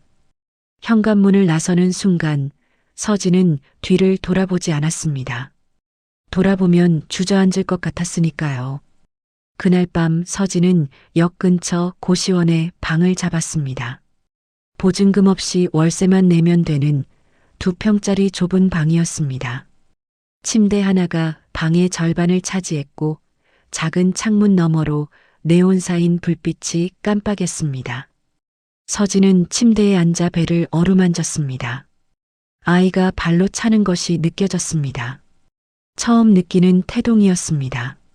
아가야. 서진은 속삭였습니다. 목소리가 갈라졌습니다. 엄마가 미안해. 이런 데서 첫 인사를 하게 됐네. 눈물이 뺨을 타고 흘렀습니다. 근데 있잖아. 엄마가 꼭 지켜줄게. 이 세상에 너밖에 없으니까. 너만은 꼭. 좁은 고시원 방에서 서진은 배를 껴안고 밤새 울었습니다. 하지만 서진은 몰랐습니다. 바로 그 시각 태영그룹 본사 회장실에서 이정민이 급히 보고하고 있었다는 것을. 회장님, DNA 검사 결과가 나왔습니다. 결과가 어떻게 됐지? 99.99% 일치합니다. 회장님의 친손녀가 맞습니다. 윤태영은 한동안 말이 없었습니다. 그리고 입을 열었습니다. 지금 서진이 상황이 어떻지? 시댁에서 쫓겨난 것으로 보입니다. 현재 역 근처 고시원에 거주 중입니다. 태영의 눈빛이 바뀌었습니다. 후회와 슬픔이 사라지고 그 자리를 차가운 분노가 채웠습니다. 내 손녀를 고시원으로 쫓아냈다고? 이정민은 고개를 숙였습니다. 법무팀 소집해. 그리고 성진테크 대출 서류 전부 가져와. 82세 노인의 목소리는 낮고 단단했습니다. 내 손녀한테 그 짓을 한 대가를 치르게 해줘야겠어. 2025년 5월 서울가정법원. 고시원을 나선 지 2달이 지났습니다. 서진의 배는 임신 6개월만큼 불러 있었고 몸은 예전 같지 않았습니다. 입덧은 멈췄지만 대신 허리가 아팠고 밤마다 다리가 저렸습니다. 제대로 된 산전 검사도 받지 못했습니다. 병원비가 부담이었습니다. 파트타임 월급으로 고시원 월세와 생활비를 겨우 감당하고 있었으니까요. 그래도 서진은 버텼습니다. 뱃속 아이가 하루가 다르게 커가는 것이 느껴졌습니다. 발로 차고 뒤척이고 때로는 딸꾹질까지 하는 것 같았습니다. 그 작은 움직임들이 서진이 하루를 견디는 유일한 이유였습니다. 이혼 조정 기일 통지서가 고시원으로 날아온 것은 4월 중순이었습니다. 서진은 떨리는 손으로 봉투를 열었습니다. 5월 서울가정법원. 조정위원회 출석 요구. 피할 수 없었습니다. 이미 서명한 서류였으니까요. 조정일 아침 서진은 가장 깨끗한 옷을 골라 입었습니다. 임산부용 원피스 하나뿐이었지만 다림질을 깔끔하게 했습니다. 거울 앞에 서서 얼굴을 살폈습니다. 2달 사이에 부쩍 수척해진 얼굴이 비쳤습니다. 눈 밑에는 그림자가 짙게 내려앉아 있었습니다. 괜찮아. 오늘만 지나면 끝이야. 서진은 자신에게 말했습니다. 끝. 3년간의 결혼 생활이 끝나는 날이었습니다. 법원에 도착했을 때 조정실 앞 복도는 조용했습니다. 서진은 긴 의자에 앉아 기다렸습니다. 창문 사이로 오후 햇살이 들어왔지만 그 따뜻함은 가슴까지 닿지 못했습니다. 잠시 후 조정실 안으로 들어갔습니다. 시어머니 말숙이 먼저 와 있었습니다. 고급 정장에 진주 목걸이를 한 그녀는 여유로운 표정이었습니다. 완벽한 승리를 확신한 사람의 얼굴이었습니다. 그 옆에 준혁이 앉아 있었습니다. 서진과 눈이 마주쳤지만 곧 시선을 돌렸습니다. 2달 만에 보는 남편이었습니다. 아내가 고시원에서 혼자 지내는 동안 단 한 번의 연락도 없었던 남편. 조정위원이 서류를 넘기며 절차를 시작하려는 순간 시어머니가 손을 들었습니다. 잠깐만요. 제가 먼저 할 말이 있어요. 시어머니는 자리에서 일어나 서진을 향해 걸어왔습니다. 굽 높은 구두 소리가 조정실에 울렸습니다. 서진은 본능적으로 어깨를 움츠렸습니다. 보육원 출신 주제에 우리 집안에 시집와서 뭘 해먹어 보겠다고 발버둥을 친 거야? 시어머니의 목소리는 차갑고 또렷했습니다. 조정실에 있는 모든 사람이 들을 수 있을 만큼 크게. 부모 얼굴도 모르고 자란 것이 감히 우리 집안을 기어들어와서 망신을 시켜. 서진의 얼굴이 하얗게 질렸습니다. 입술이 바르르 떨렸습니다. 준혁은 고개를 숙인 채 아무 말도 하지 않았습니다. 위자료? 웃기지 마. 빈손으로 와서 밥 얻어먹고 살다가 이제 나가는 거야. 감사할 줄이나 알아. 서진의 시야가 흐려지기 시작했습니다. 머리가 어지러웠습니다. 아침부터 아무것도 먹지 못했습니다. 조정위원님, 저는 위자료를 원하지 않습니다. 다만, 서진은 마지막 힘을 짜내 입을 열었습니다. 하지만 그 말을 끝내기도 전에 서진의 몸이 앞으로 기울어졌습니다. 눈앞이 캄캄해지면서 바닥이 빠르게 다가왔습니다. 쿵! 서진이 쓰러지는 소리에 조정실이 술렁였습니다. 준혁이 황급히 일어났고 조정위원이 놀라 자리에서 벌떡 섰습니다. 하지만 시어머니는 미동도 하지 않았습니다. 연기도 참. 바로 그때였습니다. 꽝! 조정실 문이 세차게 열렸습니다. 모든 시선이 돌아갔습니다. 백발의 노신사가 성큼성큼 걸어 들어왔습니다. 검은색 맞춤 정장에 은빛 넥타이. 82의 나이에도 등이 꼿꼿했습니다. 그의 뒤로 검은 정장 차림의 남자 4~5명이 줄지어 들어왔습니다. 노신사는 바닥에 쓰러진 서진을 내려다보았습니다. 눈가가 떨렸습니다. 하지만 곧 고개를 돌려 시어머니를 바라보았습니다. 당신이 강말숙이요? 낮고 무거운 목소리였습니다. 말숙은 당황하면서도 반사적으로 고개를 끄덕였습니다. 네, 그런데 당신은... 말이 뚝 끊겼습니다. 노신사의 얼굴을 자세히 보는 순간 말숙의 얼굴에서 핏기가 싹 빠졌습니다. 윤 회장님? 태영그룹 명예회장 윤태영. 시댁회사 성진테크에 수십억을 대출해준 태영그룹 계열 금융사의 주인. 재계에서 그의 이름을 모르는 사람은 없었고 말숙도 사업가의 아내로서 그 얼굴을 알고 있었습니다. 윤태영은 시어머니를 한참 내려다보았습니다. 그리고 천천히 입을 열었습니다. 내 손녀딸한테 방금 뭐라 했소? 조정실 안이 얼어붙었습니다. 손녀딸이라고요? 말숙의 입이 벌어졌습니다. 준혁의 눈이 휘둥그레졌습니다. 조정위원조차 숨을 죽였습니다. 윤태영은 뒤따라온 이정민에게 고개를 끄덕였습니다. 이정민이 서류 봉투를 꺼내 조정위원 앞에 놓았습니다. DNA 검사 결과입니다. 윤태영이 말했습니다. 목소리는 낮았지만 조정실 구석구석까지 울렸습니다. 99.99% 일치. 윤서진은 내 딸 윤미정의 친딸이요. 나의 유일한 손녀요. 침묵이 흘렀습니다. 아무도 입을 열지 못했습니다. 윤태영은 서류를 한 장 더 꺼냈습니다. 39년 전 내 딸이 집을 나갔소. 가난한 남자와 결혼하겠다고. 나는 어리석게도 의절을 선언했고 딸은 다시 돌아오지 않았소. 노인의 목소리가 갈라졌습니다. 하지만 멈추지 않았습니다. 딸 부부는 1998년 교통사고로 세상을 떠났소. 그때 5살이던 이 아이는 보육원으로 보내졌고 이름이 2번 바뀌는 바람에 나는 27년 동안 이 아이를 찾아 헤맸소. 윤태영은 말숙을 똑바로 바라보았습니다. 그 27년 동안 내 손녀는 혼자 자랐소. 혼자 공부하고 혼자 일하고 혼자 살아남았소. 그런데 당신이... 노인의 눈빛이 서늘하게 변했습니다. 보육원 출신이라고 모욕하고 때리고 쫓아냈소. 임신한 내 손녀를 고시원으로. 말숙의 다리가 떨리기 시작했습니다.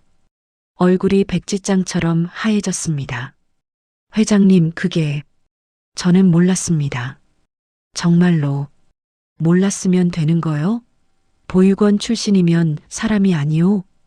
윤태영의 한마디에 말숙은 아무 말도 하지 못했습니다. 그때 바닥에 누워있던 서진이 눈을 떴습니다. 흐릿한 시야 속에서 천장이 보였습니다. 누군가 서진의 머리를 받치고 있었습니다. 서진 씨, 괜찮으세요? 이정민의 목소리였습니다. 서진은 고개를 돌렸습니다. 그리고 백발의 노인과 눈이 마주쳤습니다. 노인이 무릎을 꿇고 서진 곁에 앉아 있었습니다. 주름진 얼굴 위로 눈물이 흘러내리고 있었습니다. 저, 누구세요? 서진이 힘겹게 물었습니다. 서진아. 노인의 목소리가 떨렸습니다. 나는 내 외할아버지다. 서진은 눈을 크게 떴습니다. 할아버지? 자신에게 할아버지가 있다고? 내 엄마 이름은 윤미정이야. 내 딸이었어. 39년 전에 내가 내쫓았지. 그게 평생 후회야. 서진의 눈에서 눈물이 흘렀습니다. 이해할 수 없었습니다. 머릿속이 하얘졌습니다. 저한테 가족이 있었던 거예요? 서진의 목소리가 갈라졌습니다. 32해를 살면서 한 번도 들어보지 못한 이야기였습니다. 부모님의 이름도 얼굴도 몰랐습니다. 가족이란 것이 자신에게는 존재하지 않는 줄 알았습니다. 있었어. 있었단다. 윤태영이 서진의 손을 잡았습니다. 주름진 손이 떨리고 있었습니다. 할아버지가 늦어서 미안하다. 27년이나 걸렸어. 내가 혼자 고생하는 동안 할아버지가 너무 늦었어. 서진은 노인의 얼굴을 바라보았습니다. 낯선 얼굴이었습니다. 한 번도 본 적 없는 사람이었습니다. 하지만 이상하게도 그 눈빛이 따뜻했습니다. 자신을 바라보는 그 눈에 진심이 담겨 있었습니다. 할아버지. 서진은 그 한마디를 내뱉고 울음을 터뜨렸습니다. 소리 없이 울었던 고시원의 밤들, 혼자 버텨야 했던 수많은 날들, 가족이라는 단어 앞에서 늘 외로웠던 32해가 한꺼번에 쏟아져 나왔습니다. 윤태영은 손녀를 조심스럽게 안았습니다. 깨지기 쉬운 보물을 안듯이 어깨가 들썩였습니다. 82세 노인도 32세 손녀도 조정실 한가운데서 소리내어 울었습니다. 아무도 말을 하지 못했습니다. 준혁은 두 손으로 얼굴을 감싼 채 고개를 떨구고 있었습니다. 조정위원은 서류를 내려놓은 채 가만히 지켜보았습니다. 그리고 시어머니 말숙은 의자에 주저앉아 사색이 된 얼굴로 떨고 있었습니다. 모든 것이 끝났다는 것을 본능적으로 알았기 때문입니다. 법정에서의 그날 이후 모든 것이 빠르게 움직이기 시작했습니다.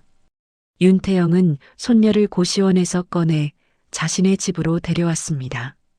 서울 성북동에 위치한 한옥 저택이었습니다. 서진은 처음에 완강히 거부했습니다. 할아버지, 저는 괜찮아요. 혼자 지낼 수 있어요. 하지만 태영은 고개를 저었습니다. 임신한 몸으로 고시원에 두고 볼 할아버지가 어디 있겠니? 제발 이것만큼은 들어다오. 서진은 결국 고개를 끄덕였습니다. 27년 만에 찾은 가족이었습니다. 아직 실감이 나지 않았지만 이 노인의 눈빛이 진심이라는 것만큼은 알 수 있었습니다. 태영은 서진에게 가장 좋은 방을 내주었습니다. 개인 주치의를 붙여 매주 산전 검사를 받게 했고 영양사가 매일 식단을 관리했습니다. 서진이 불편해할까봐 절대 과하게 굴지 않았습니다. 다만 매일 아침 식탁에 마주 앉아 밥을 먹었습니다. 그것만으로도 태영은 행복해 보였습니다. 서진아, 입맛이 없어도 조금만 더 먹어라. 아기한테 좋은 거야. 네, 할아버지. 서진은 그 말에 젓가락을 다시 들었습니다. 누군가 자신의 밥을 챙겨주는 것이 이렇게 따뜻한 일인 줄 몰랐습니다. 한편 태영은 조용히 다른 일도 진행하고 있었습니다. 손녀를 돌보는 자상한 할아버지와 재계의 거물 윤태영은 전혀 다른 사람이었습니다.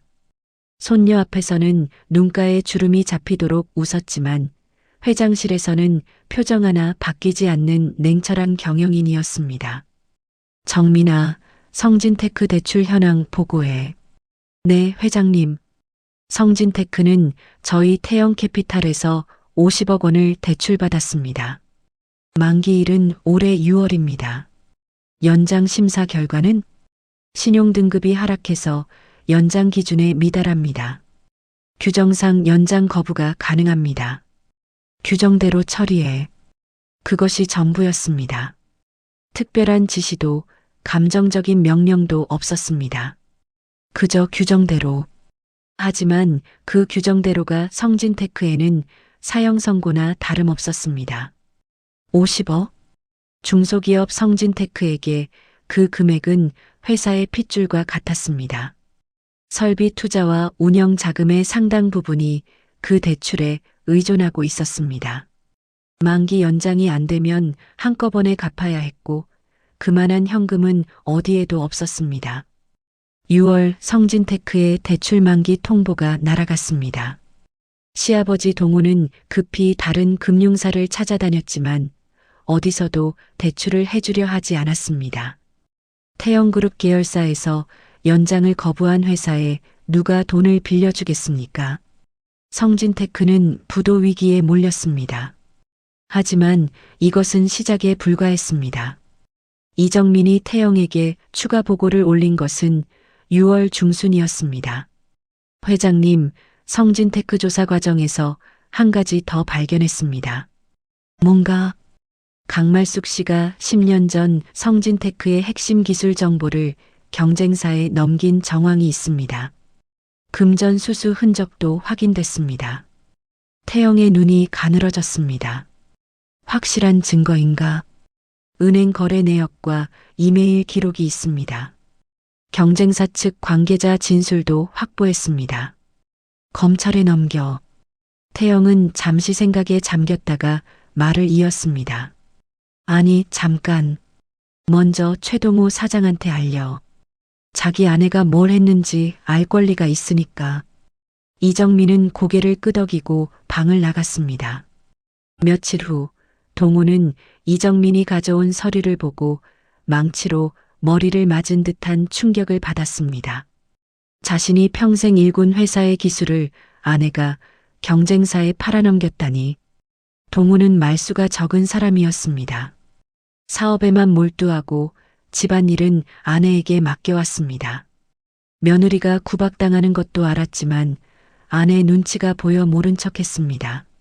하지만 이번은 달랐습니다. 아내가 자기 회사를 팔아먹은 것이었습니다. 이게 사실이요? 동우가 말숙에게 서류를 들이밀며 물었습니다. 결혼 40년 만에 처음으로 아내에게 목소리를 높인 것이었습니다. 말숙의 얼굴이 굳었습니다. 하지만 금방 태어난 척 웃었습니다. 여보, 무슨 소리야? 이건 오해야. 내가 왜 그런 짓을... 은행 거래 내역이 있어. 당신 이름으로 된 비밀 계좌에서 3억이 입금된 기록이야. 말숙의 웃음이 사라졌습니다. 그건 40년을 같이 살았는데 내 등 뒤에서 이런 짓을 한 거요? 동호의 목소리가 떨렸습니다. 분노보다는 허탈함에 가까운 떨림이었습니다. 이혼합시다. 여보, 더 할 말 없소. 동호는 돌아서 나갔습니다. 말숙은 입을 벌린 채 남편의 뒷모습을 바라보았습니다. 평생 자기 말이라면 고분고분 따르던 남편이 처음으로 등을 돌린 순간이었습니다. 그리고 일주일 후 검찰이 말숙에게 출석 통보를 했습니다. 배임 혐의. 사태의 심각성을 뒤늦게 깨달은 말숙은 안절부절 못했습니다. 같은 시기 준혁도 무너지고 있었습니다. 법정에서 진실을 알게 된 후 준혁은 한동안 멍한 상태로 지냈습니다. 자신의 아내가 재벌가의 손녀였다는 사실보다 자신이 아내에게 했던 일들이 머릿속을 떠나지 않았습니다. 어머니가 보여준 사진 한 장에 아내를 의심했던 일, 아내가 매일 모욕당하는 것을 알면서도 적당히 넘기라고 했던 일, 이혼 서류에 서명해서 임신한 아내를 고시원으로 내쫓은 일, 하나하나 떠올릴 때마다 구역질이 났습니다. 자기 자신에 대한 구역질이었습니다. 준혁은 어머니를 찾아갔습니다. 어머니, 서진이 만나던 남자. 그 사진이요. 지금 그게 중요하니? 우리 집안이 망하게 생겼는데. 대학 동기였어요. 제가 확인했어요. 같은 간호대 실습조였던 친구. 말숙의 표정이 멈칫했습니다. 어머니가 사람을 시켜서 몰래 찍은 거잖아요. 아무것도 아닌 만남을 불륜으로 만든 거잖아요. 준혁아, 그건 내 아이예요. 준혁의 목소리가 갈라졌습니다. 서진이 뱃속에 있는 건 내 아이라고요. 어머니 때문에 내가 내 아내를, 내 아이를 버렸어요. 준혁아, 앞으로 어머니와는 남남입니다. 준혁은 돌아서 나갔습니다. 말숙이 뒤에서 아들 이름을 불렀지만 준혁은 멈추지 않았습니다. 그리고 준혁은 서진을 찾아갔습니다. 태영의 저택 앞에서 2시간을 기다렸습니다. 이정민이 나와서 안 된다고 했지만 준혁은 꿈쩍도 하지 않았습니다. 결국 서진이 나왔습니다. 배가 많이 불러 있었습니다. 얼굴에 혈색이 돌아 있었지만 준혁을 보는 눈빛은 차가웠습니다. 준혁은 서진 앞에 무릎을 꿇었습니다. 서진아, 내가 잘못했어. 일어나요. 아니, 안 일어날 거야. 내가 용서해 줄 때까지. 서진은 무릎 꿇은 남편을 내려다보았습니다. 한때 사랑했던 남자였습니다. 하지만 지금은 그저 아픈 기억이었습니다. 지금은 대답 못해요. 시간이 필요해요. 서진은 그 말만 남기고 돌아서 들어갔습니다. 며칠 뒤 말숙이 태영의 저택을 찾아왔습니다. 정문 앞에서 경비에게 막혔지만 1시간을 매달려 겨우 서진을 만날 수 있었습니다. 말숙의 모습은 2달 전과 완전히 달라져 있었습니다. 고급 정장 대신 주름진 면바지를 입고 있었고 늘 곱게 올린 머리는 흐트러져 있었습니다. 무엇보다 눈빛이 달랐습니다. 오만함이 사라진 자리에 공포가 가득 차 있었습니다. 말숙은 서진 앞에 무릎을 꿇었습니다. 서진아, 내가 잘못했다. 제발 회장님께 말씀 좀 해다오. 검찰 수사만 막아주면 내가 뭐든지 할게. 서진은 한참 동안 시어머니를 내려다보았습니다. 무릎 꿇고 비는 이 여자가 같은 사람이 맞는지 의심스러웠습니다. 불과 3달 전까지 내 주제에 뭘 바라냐며 이혼 서류를 내밀던 바로 그 사람이. 어머님, 서진의 목소리는 담담했습니다. 저한테 뭐라고 하셨죠? 보육원 출신 주제에 우리 집안에 시집와서 발버둥 쳤다고 하셨잖아요. 말숙의 얼굴이 일그러졌습니다. 그때는 내가 몰라서 빈손으로 왔으니까 빈손으로 나가라고도 하셨죠. 내 주제에 뭘 바라냐고. 서진은 잠시 말을 멈추었습니다. 그리고 말숙의 눈을 똑바로 바라보며 말했습니다. 저도 아무것도 안 바랄게요. 어머님한테. 서진은 돌아서 안으로 들어갔습니다. 뒤에서 시어머니가 흐느끼는 소리가 들렸지만 서진은 멈추지 않았습니다. 대문이 닫혔습니다. 그리고 말숙의 세상도 닫혔습니다. 2025년 10월 가을이었습니다. 은행나무 잎이 노랗게 물들고 아침 공기에 서늘함이 섞여드는 계절이었습니다. 서진이 가장 좋아하는 계절이기도 했습니다. 보육원에서 자랄 때 가을 운동회가 유일하게 신나는 날이었거든요. 누군가의 딸이 아니어도 달리기만 잘하면 박수를 받을 수 있었으니까요. 그리고 그 가을, 서진은 엄마가 되었습니다. 진통이 시작된 것은 새벽 4시였습니다. 잠결에 배가 단단하게 뭉치는 느낌에 눈을 떴습니다. 처음에는 대수롭지 않게 넘겼지만 통증이 점점 짧은 간격으로 돌아왔습니다. 서진은 간호사였습니다. 이것이 무엇을 의미하는지 바로 알았습니다. 할아버지. 서진이 방문을 열고 나왔을 때 윤태영은 이미 복도에 서 있었습니다. 잠옷차림에 지팡이를 짚고 있었습니다. 나이 들면 잠이 없어진다더니 새벽부터 깨어 있었던 모양이었습니다. 서진아, 왜 그러니? 얼굴이. 할아버지, 저 병원에 가야 할 것 같아요. 태영의 눈이 커졌습니다. 그리고 곧 평생 사업을 이끌어온 사람답게 순식간에 침착해졌습니다. 정민아. 태영의 외침에 이정민이 달려왔습니다. 새벽이었지만 이 집에서 일하는 사람들은 언제든 준비가 되어 있었습니다. 병원이다. 지금 바로. 차 안에서 서진은 태영의 손을 꽉 잡았습니다. 진통이 올 때마다 이를 악물었지만 비명은 지르지 않았습니다. 32년을 혼자 버텨온 여자답게. 아파도 소리 질러도 돼. 할아버지밖에 없으니까. 태영이 서진의 손을 감싸쥐며 말했습니다. 주름진 손이 따뜻했습니다. 괜찮아요, 할아버지. 저 간호사잖아요. 이 정도는. 서진은 웃으려 했지만 진통이 몰려오면서 얼굴이 일그러졌습니다. 태영은 안쓰러운 눈으로 손녀를 바라보았습니다. 병원에 도착한 것은 새벽 5시였습니다. 서진은 분만실로 들어갔고 태영은 분만실 앞 의자에 앉았습니다. 이정민이 커피를 가져왔지만 태영은 손도 대지 않았습니다. 두 손을 무릎 위에 올려놓고 분만실 문만 바라보았습니다. 1시간이 지났습니다. 2시간이 지났습니다. 태영은 미동도 하지 않았습니다. 82세의 몸은 의자에 오래 앉아있기에 고단했지만 그런 건 아무래도 좋았습니다. 문득 39년 전이 떠올랐습니다. 딸 미정이가 태어나던 날도 이런 의자에 앉아 기다렸습니다. 그때는 젊었습니다.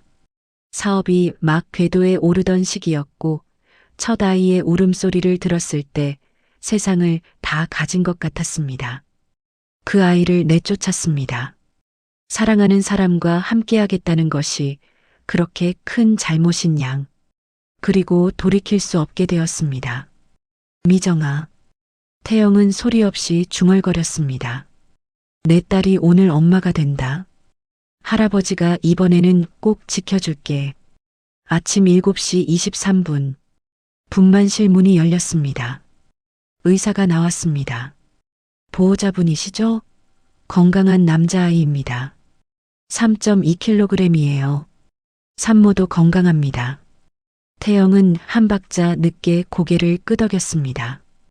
입술이 떨렸습니다. 말이 나오지 않았습니다. 이정민이 옆에서 부축했습니다. 회장님, 축하드립니다. 태영은 대답 대신 눈물을 흘렸습니다. 하염없이 주름진 볼을 타고 눈물이 줄줄 흘러내렸습니다.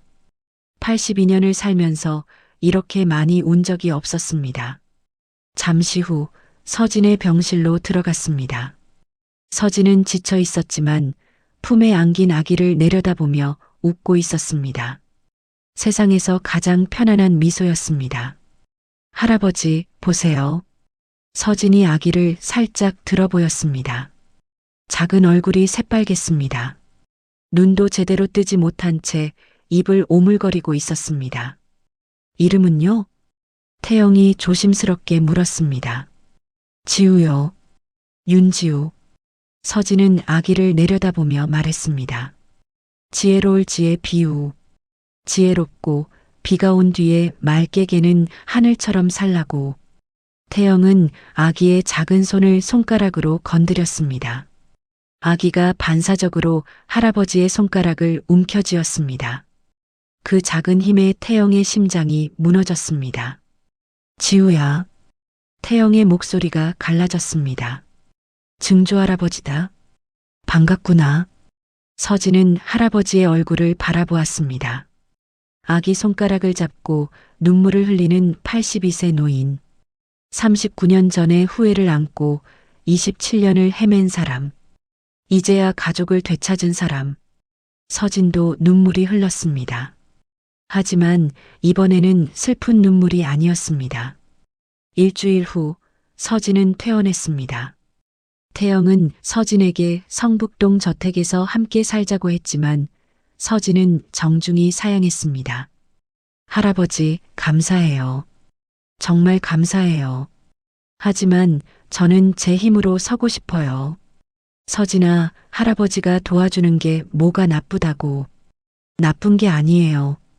다만 저는 지우한테 엄마가 혼자서도 해낼 수 있는 사람이라는 걸 보여주고 싶어요.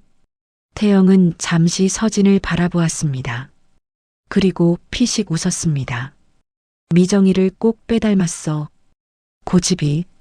할아버지가 물려주신 거 아니에요? 서진이 웃었습니다. 태영도 웃었습니다. 닮은 꼴 할아버지와 손녀가 병실에서 마주보고 웃었습니다. 결국 태영이 한 발 물러섰습니다.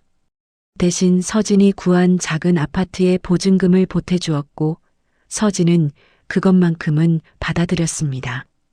서진이 새 집으로 이사한 날 태영은 직접 짐을 나르겠다고 고집을 부렸습니다. 이정민이 말렸지만 소용없었습니다. 결국 가벼운 이불 보따리 하나를 들고 아파트 계단을 올랐습니다.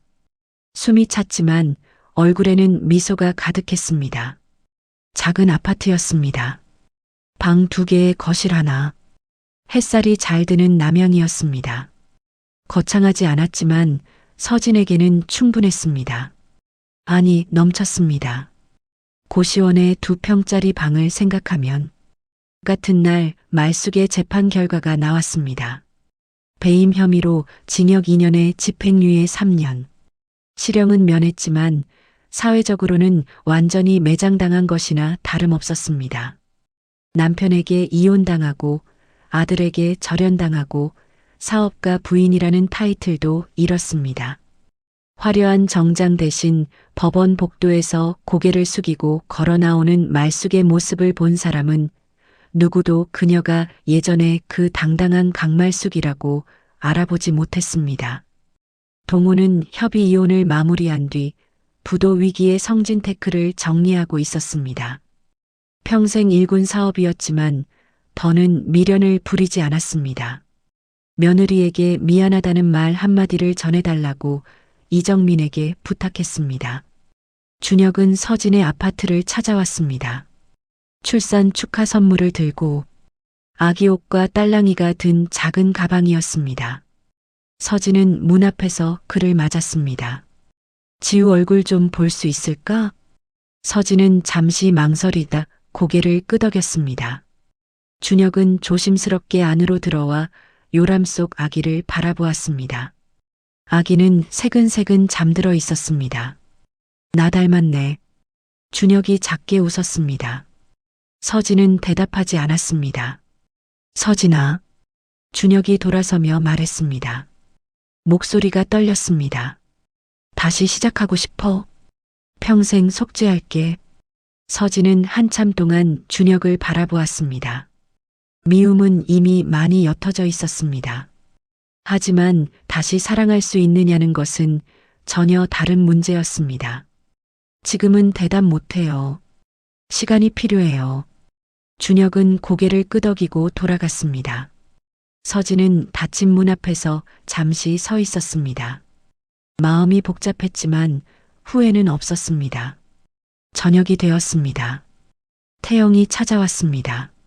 손에는 전복죽이 들려 있었습니다. 이정민이 만든 건지 사온 건지 태영은 마치 자기가 직접 끓인 것처럼 자랑스럽게 내밀었습니다. 산후에는 이게 제일이야. 어서 먹어. 할아버지, 맨날 이렇게 오시면 안 돼요. 힘드시잖아요. 힘들긴.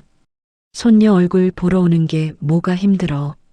태영은 요람 속 지우를 들여다보며 얼굴이 환해졌습니다. 아기가 마침 눈을 떴습니다. 초점 없는 눈이 허공을 더듬다가 태영의 얼굴 근처에서 멈추었습니다. 그리고 입꼬리가 살짝 올라갔습니다. 할아버지, 지우가 웃어요. 그래, 나보고 웃은 거야? 우리 지우, 증조 할아버지 알아보는구나. 태영은 연신 아기에게 말을 걸었습니다. 세상에서 가장 행복한 표정이었습니다. 서진은 전복죽을 먹으며 그 모습을 바라보았습니다. 창밖으로 가을 햇살이 비스듬히 들어와 거실을 따뜻하게 물들이고 있었습니다. 손녀야. 태영이 고개를 돌려 서진을 바라보았습니다. 고생 많았다. 이제 내가 지켜줄게. 서진은 숟가락을 내려놓았습니다. 눈물이 나올 것 같았지만 이번에는 참지 않았습니다. 울어도 괜찮았습니다. 이제는 할아버지 감사해요. 이제 혼자가 아니네요. 태영이 고개를 끄덕였습니다. 아무 말 없이 말보다 깊은 것들은 침묵 속에 있었습니다. 요람 속 지우가 방긋 웃었습니다. 가을 햇살이 창문을 통해 세 사람 위로 내려앉았습니다. 할아버지와 손녀와 아기. 27년을 돌고 돌아 만난 가족이 작은 아파트 거실에 모여 앉아 있었습니다. 화려하지 않았습니다. 거창하지도 않았습니다. 하지만 따뜻했습니다. 그것으로 충분했습니다. 오늘 이야기가 마음의 작은 울림으로라도 남았다면 가끔 이곳에 다시 들러주셔도 좋겠습니다. 여유가 되신다면 사연의 주인공에게 따뜻한 한 줄 남겨주세요. 그 마음이 누군가의 내일을 버티게 해줄지도 모릅니다. 당신의 오늘과 내일을 진심으로 응원합니다. 여기는 실화 보따리였습니다. 감사합니다.